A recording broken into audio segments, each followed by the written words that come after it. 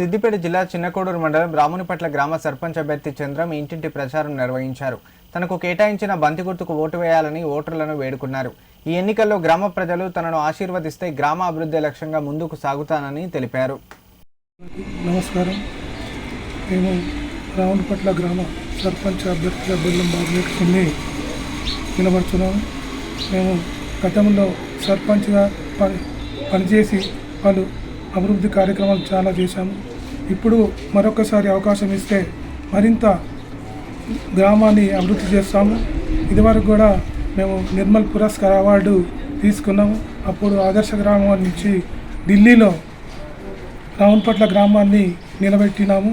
కావున గ్రామ ప్రజలందరూ ఫుట్బాల్ గుర్తుకు 4వ నంబర్ మీద వేసి గెలిపించాలని కోరుచున్నాము.